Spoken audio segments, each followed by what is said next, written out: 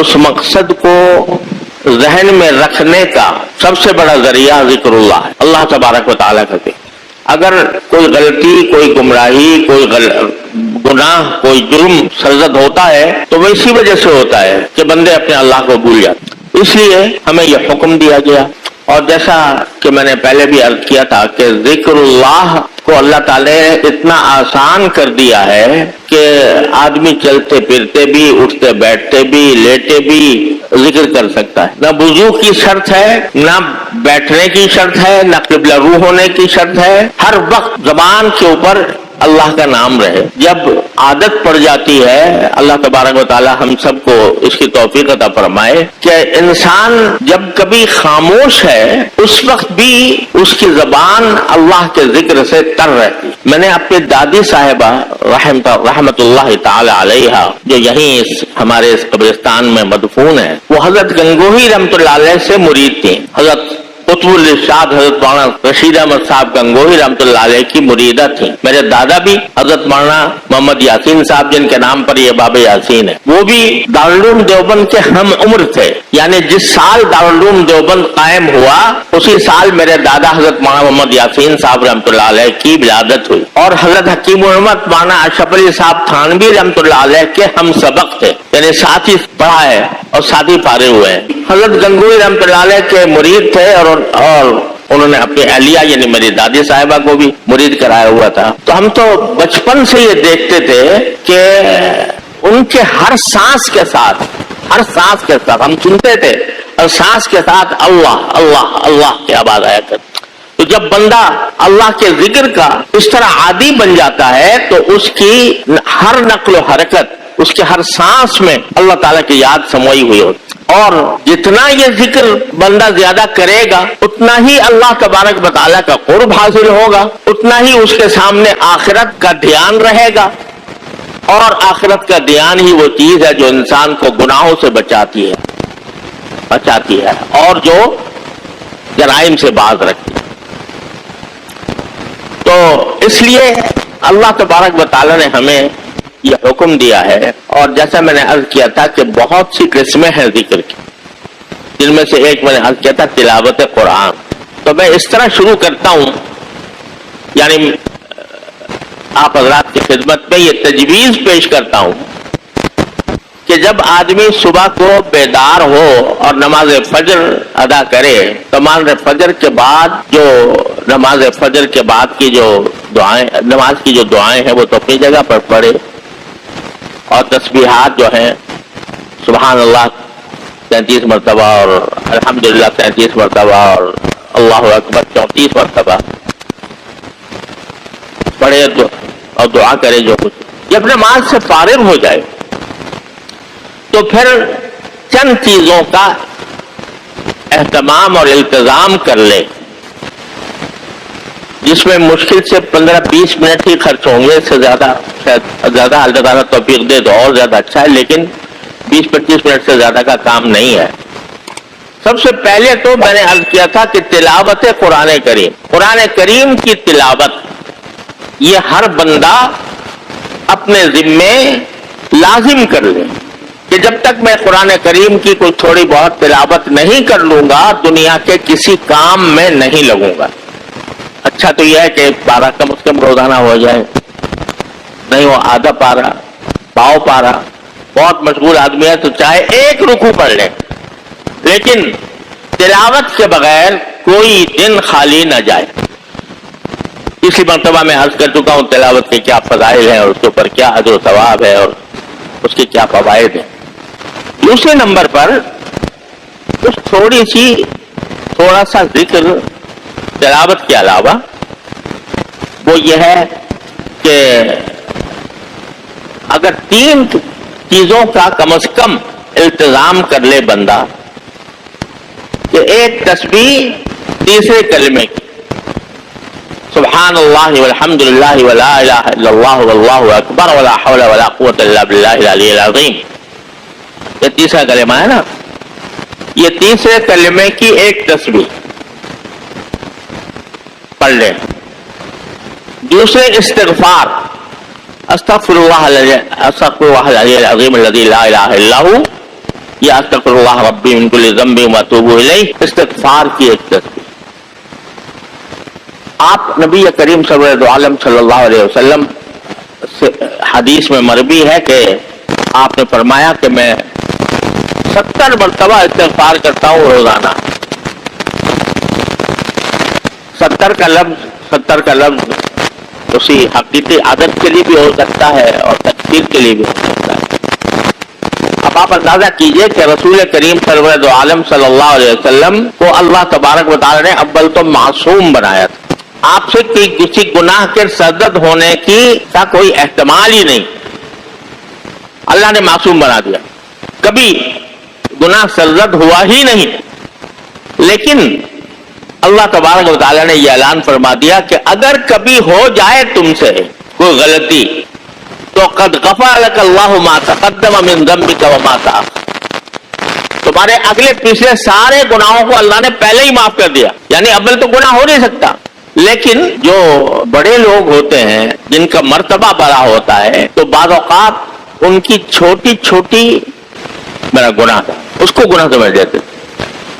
तो हसनातुल अबरार सय्यातुल मुक़र्रबीन, यानी नेक लोगों की जो अच्छाइयां होती हैं वो मुक़र्रब लोग उनको अपने लिए बुराई समझते हैं।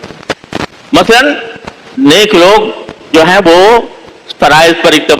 फराइज वाजिबात पर इत्तिबा कर ली, उन्होंने सुन्नतें पढ़ ली, नफलें कोई नहीं पढ़ी, तो नेक तो हैं इसलिए कि फराइज अदा कर लिए, वाजिबात अदा कर लिए, सुन्नतें अदा कर ली मुअक्कदा, नफलें नहीं पड़ी कभी इन नेक लोगों। तो जो मुकर्रब लोग हैं वो इसको अपने लिए बुराई समझते हैं कि सिर्फ फराइज वाजिबात सुन्नतों पर इत्तिबा करें, नफलें न पढ़ें। तो हसनातुल अबरार सय्यातुल मुकर्रबीन। तो नबी करीम सल्लल्लाहु अलैहि वसल्लम वैसे तो मासूम थे तमाम खताओं से, लेकिन जो अपने नबूवत के आला शान के मुताबिक जिसको ये समझते कि मुझसे कोताही हुई उस पर इस्तिग़फ़ार फरमाते। तो हम जैसे लोग जो सुबह शाम पता नहीं कितने गुनाहों में कितने आफतों में गिरफ्तार रहते हैं, हमारे लिए तो इस्तिग़फ़ार एक लाजिमी चीज है। तो इसलिए कहता हूँ कि एक तस्बीह हुई तीसरे कलमे की सुब्हानल्लाह वल्हम्दुलिल्लाह वला इलाहा इल्लल्लाह वल्लाहु अकबर वला हौला वला कुव्वता इल्ला बिल्लाहिल अलिय्यिल अज़ीम। एक तस्बीह हुई इस्तिग़फ़ार की, अस्तग़फिरुल्लाह अल-अज़ीम अल्लज़ी ला इलाहा इल्ला हु अस्तग़फिरुल्लाह रब्बी मिन कुल्लि ज़ंबि व अतूबु इलैह। दोनों में से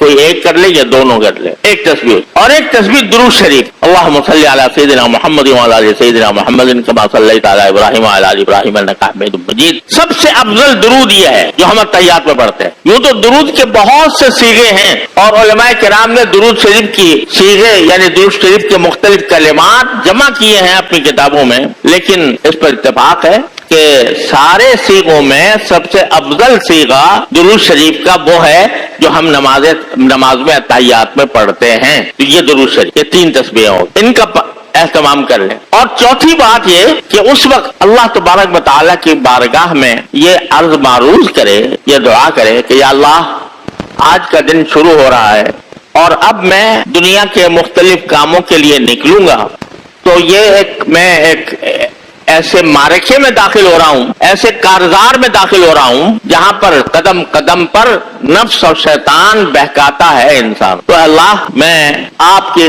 बारगाह में ये दुआ करता हूं कि या अल्लाह जब मैं इस कारजार जिंदगी में दाखिल हूं, जिंदगी के कारोबार में दाखिल हूं, तो अल्लाह मेरी नफ्स और शैतान से मेरी हिफाजत फरमाइएगा और मुझे गुनाहों से मुझे महफूज रख।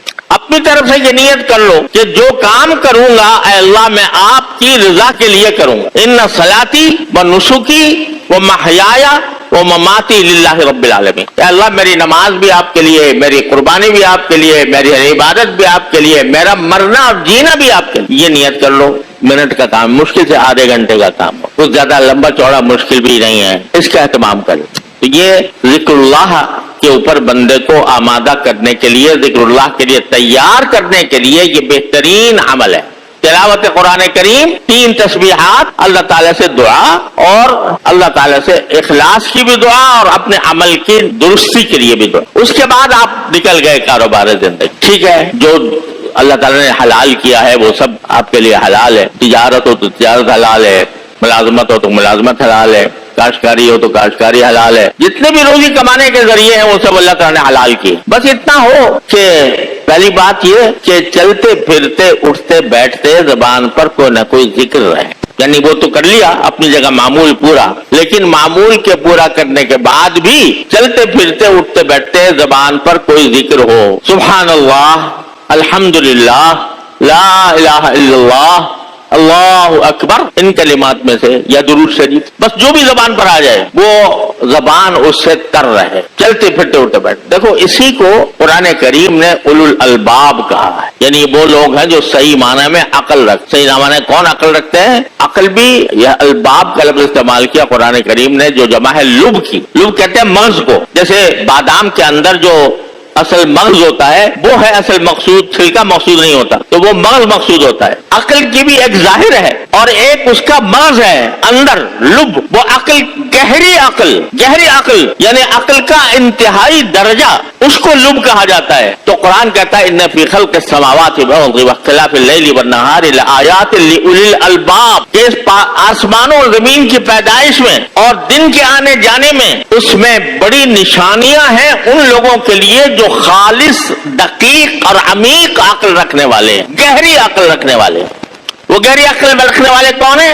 अल्लज़ीन यज़कुरूनल्लाह क़ियामन व क़ुऊदन व अला जुनूबिहिम, जो गहरी अक्ल रखने वालों की तारीफ कर दी कि गहरी अक्ल वाले वो होते हैं जो अल्लाह का जिक्र करते हैं खड़े भी, बैठे भी, लेटे भी। क़ियामन व क़ुऊदन व अला जुनूबिहिम, ये तरगीब इसकी दी जा रही है कि खुदा के बंदो, तुम्हारी सांसें तो चल रही हैं और तुम किसी न किसी काम में मशगूल रहते हो, हमने कोई ममानात नहीं की, लेकिन जबान जो है तुम्हारी अगर वो खाली पड़ी है, काम तो कोई खास कर रहे हो, तुम किताब पढ़ रहे हो या मसलन कोई मजदूरी का काम कर रहे हो, मसलन कोई काम मेहनत का कर रहे हो, मुलाजमत में कोई ड्यूटी लग गई है वो कर रहे हो, खैर ठीक है, तुम्हारा सारा जिस्म उस काम के अंदर मशगूल है, होने दो, जायज है तुम्हारे लिए, लेकिन जबान तो खाली पड़ी है ना, वो तो ऐसे हालत में बिल्कुल खाली पड़ी है। जबान को खाली मत छोड़ो, क्योंकि अगर जबान को तुमने खाली छोड़ दिया तो ये मकूला मशहूरा के खाने खाली ना देव में गिरत, जो मकान खाली होता है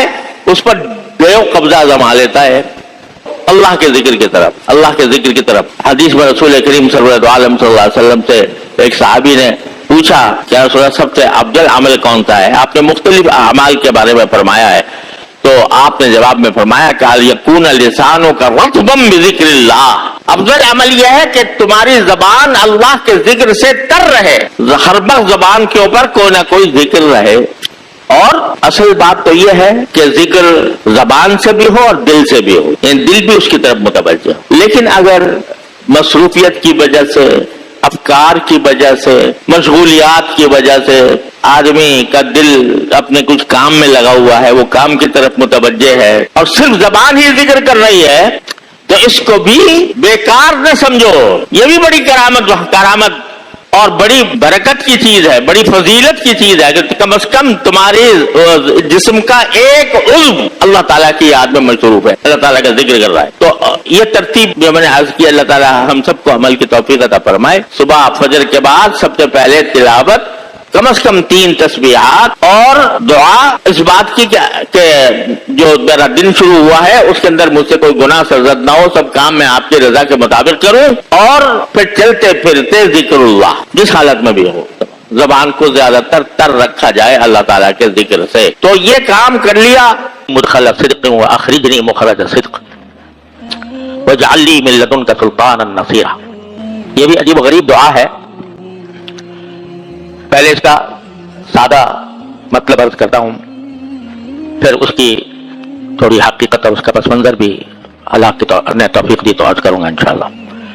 लफ्ज़ी तर्जुमा यह है कि ऐ मेरे परवरदिगार, मुझे जहां भी आप दाखिल करें तो अच्छाई के साथ दाखिल करें, जहां भी दाखिल करें तो अच्छाई के साथ दाखिल करें, और जहां से भी निकालें तो अच्छाई के साथ निकालें, और मुझे अपनी तरफ से ऐसी ताकत अता फरमा दीजिए जिसकी मदद की जाती हो आपकी तरफ से। यानी जहां भी मैं दाखिल हूं, किसी घर में, किसी मकान में, किसी दुकान में, किसी शहर में, तो दाखिल हूं तो दाखिल भी अच्छी तरह हूं, और निकलो तो निकलो भी अच्छी तरह।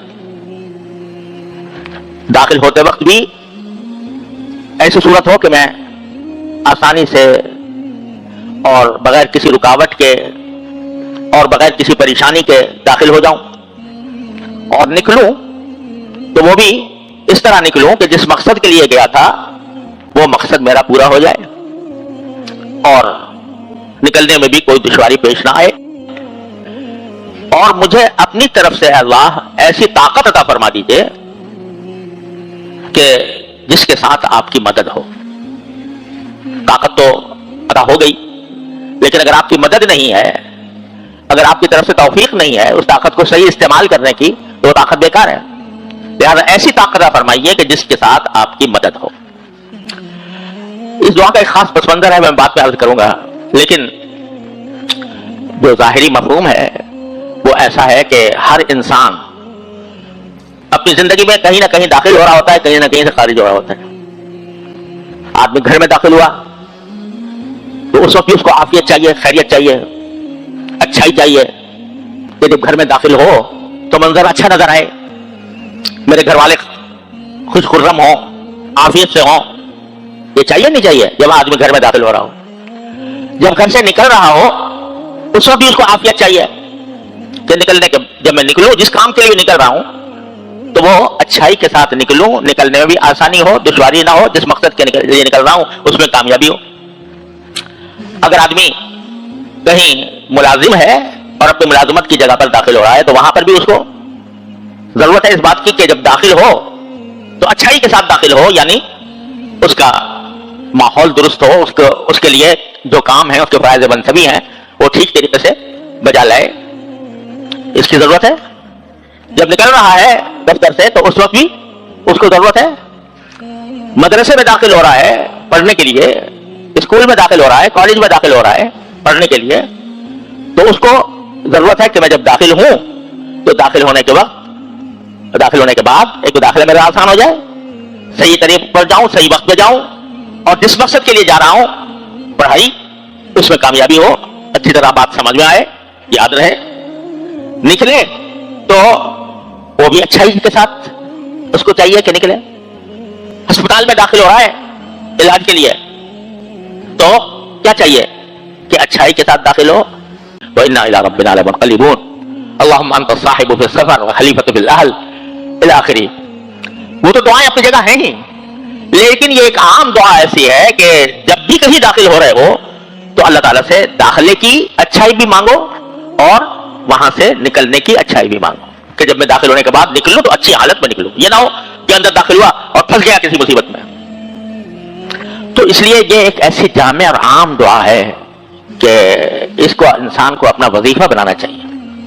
سواری پر سوار ہو رہا ہو تب، کسی نئی جگہ پر جا رہا ہو تب، نئے شہر میں داخل ہو رہا ہو تب، کوئی نیا کام شروع کر رہا ہو تب، ہر اس موقع پر جب کہ انسان کسی نئی چیز میں داخل ہو رہا ہو تو اس کو یہ دعا مانگنی چاہیے. ربی ادخلنی مدخل صدق واخرجنی مخرج صدق واجعل لی من لدنک سلطانا نصیرا.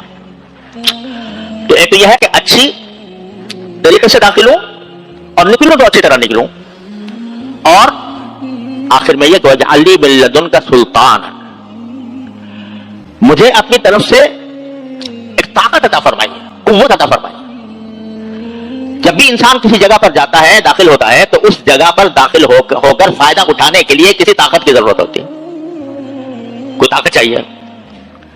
آپ فرض کرو کہ کسی ہسپتال میں داخل ہو رہے ہو تو اتنی طاقت ہونی چاہیے کہ بھائی وہاں تک پہنچ جاؤ، اتنے پیسے ہونے چاہیے کہ اس کی ادائیگی کر دو، ڈاکٹر تک تمہاری رسائی ہو جائے. طاقت ہونی چاہیے، ہر چیز میں طاقت کی ضرورت ہے. لیکن کوئی طاقت اس وقت تک کارآمد نہیں ہوتی جب تک کہ اللہ جل جلالہ کی مدد اس کے ساتھ شامل نہ ہو. بڑا کڑی جوان ہے، طاقتور ہے، قوت سے بھرپور ہے، لیکن اللہ جل جلالہ کی توفیق نہ ہو تو وہ اس کی طاقت بیکار ہے، کوئی فائدہ مند نہیں ہوتا. لہذا صرف طاقت نہیں مانگی کہ طاقت دے دیجئے، بلکہ ایسی طاقت دیجئے جس کے ساتھ آپ کی مدد ہو. یہ سکھا دیا اس میں، اللہ تعالیٰ نے یہ سکھا دیا کہ کبھی بھی اپنی طاقت پر اکڑو نہیں. وہ طاقت تمہاری جسمانی طاقت ہو